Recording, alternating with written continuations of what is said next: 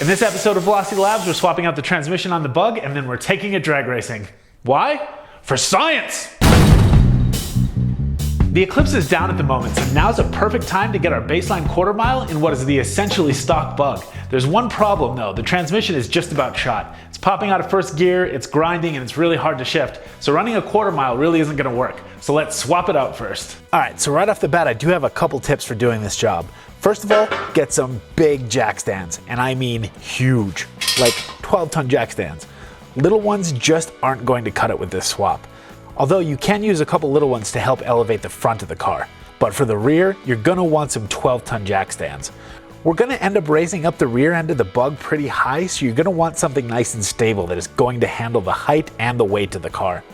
Alright, so there's already excellent tutorials on YouTube on how to remove your VW Bug engine and transmission. So I'm just going to link those two in the info and give you guys a highlight of my process. If you want a good tutorial on removing your engine, check out Chris at ClassicVWBugs.com's tutorial here. And if you want a good tutorial on removing your transmission, check out BoostedVW's video on his channel here. I'm going to be making a detachable rear apron for this car, so a lot of these steps won't be necessary if you're just doing an engine or transmission swap, but it definitely makes it easier for the next time around. We're removing the rear wheels, rear bumpers, taillights, and rear fenders so we can get access to the rear apron. Once all those are out of our way, we can start making Swiss cheese out of all those spot welds. This kind of sucks if you're planning on reusing the apron, but luckily they're well under $100 for a new replacement, so we'll probably go that route when it's time to do the bodywork on the car. But for now, ugly is fine. I did run into a few snags though. There was some grinding that I needed to do to get the apron off, so I decided to finish that once the engine was out and I had more room. The motor is easy, it's literally just 4 bolts holding it in place, the fuel line, and a couple extra wires to disconnect. And I made a handy little dolly as well. Check out this video that I put up on my second channel if you want a tutorial on how to make one. Having an engine dolly makes this job a breeze if you're doing it by yourself. The rear apron doesn't really hinder getting the transmission out, and I was on a roll here, so I went ahead and just popped the tranny out next. I also made a transmission dolly along with the engine dolly at the same time. And once again, it came in super handy for tackling this job alone. I had ordered some new transmission mounts online as well, so those went in with the new transmission. I also drained the old gear oil out of the new transmission and put some fresh stuff in while it was out. I honestly don't even know 100% that this transmission is good or not, but the guy on Craigslist said, and I quote, he's pretty sure it was working when it was pulled. Luckily, it turns out he was right. This thing works great. Anyway, now that that's done, let's go ahead and get the rear apron pulled down so we can get access to the tranny. There's nothing about that sentence I don't like. There is more cutting, grinding, drilling, and chiseling required to get the apron off, and honestly, using a sharp chisel and a hammer seemed to be more effective than drilling out the spot welds. If you're trying to remove your apron and keep it looking nice, you might want to give that a try before you resort to turning it into Swiss cheese. Awesome, now that that's out of the way, we can wheel our engine back into position and get it back in the Bug. Having all this extra space with the rear apron out of the way is nice even now, but it's going to be essential once I start pulling a big old EJ22T in and out of the back of this thing. Now all we gotta do is get this thing back together. And magic, reassembly complete. Let's head to the drag strip.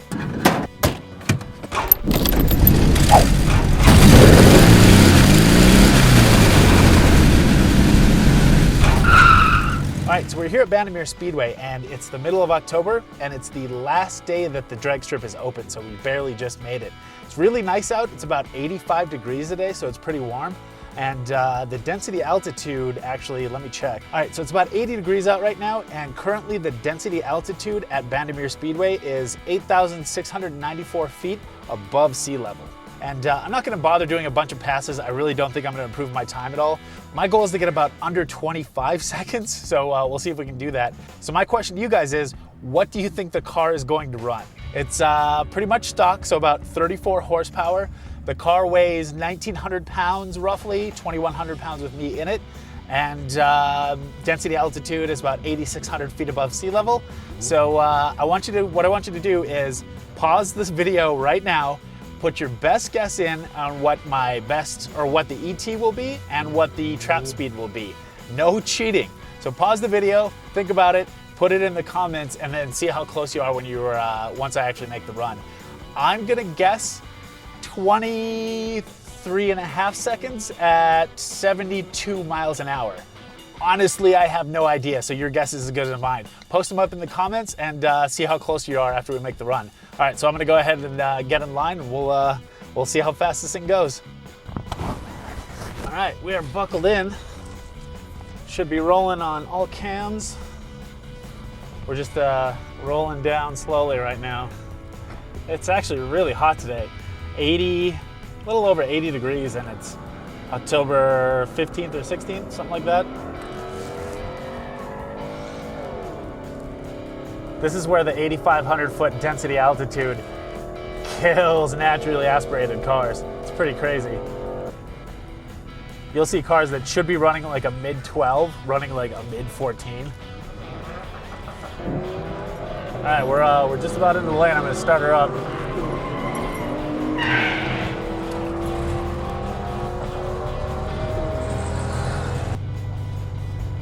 Here we go. Racing time.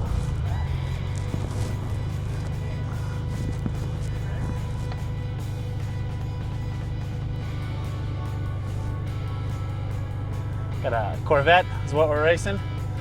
He's doing a burnout.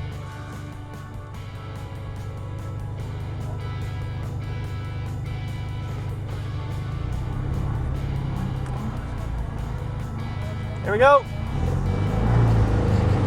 And we're off. We're racing. Ooh, my tee is done.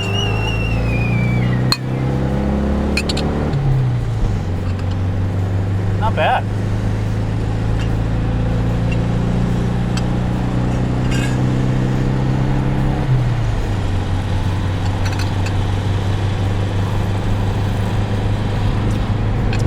And we're through.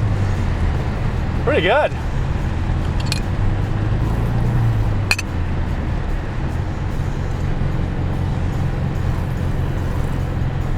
Wasn't a bad run. Pretty good tee too. Over there up north.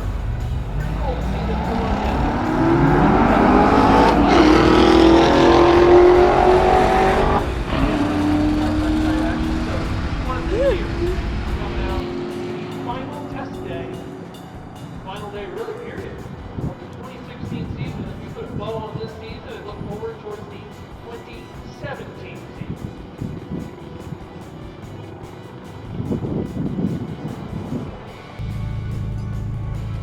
Did I win?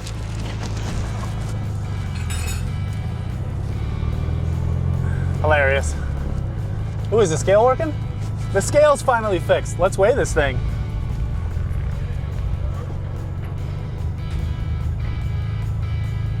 Oh, this thing is light. We're looking at 2,035 pounds with me in it. And 1,825 with me out. That is light.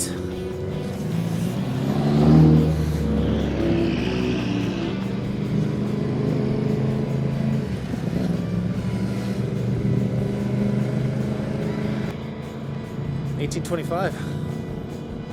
This thing's gonna be a rocket. All right, let's get back in. So yeah, only 1,825 pounds. That's pretty awesome. I can't wait to get the bug motor in. Oh, let's see how we did. I'm shouting because I don't have the bike hooked up anymore. Let's see here. 12.8, awesome. Oh wait, that's the Corvette. 21 seconds, 21.8 at 60 miles an hour. Not too bad.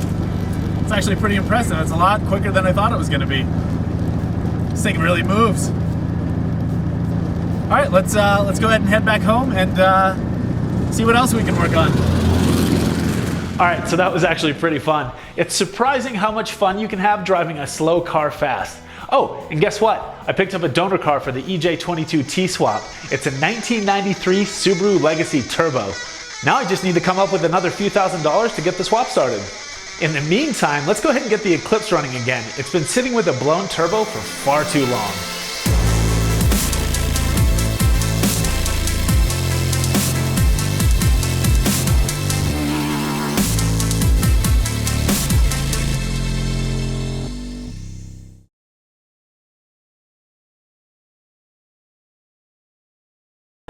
First, second, tea, cup, third, pour, think he's out.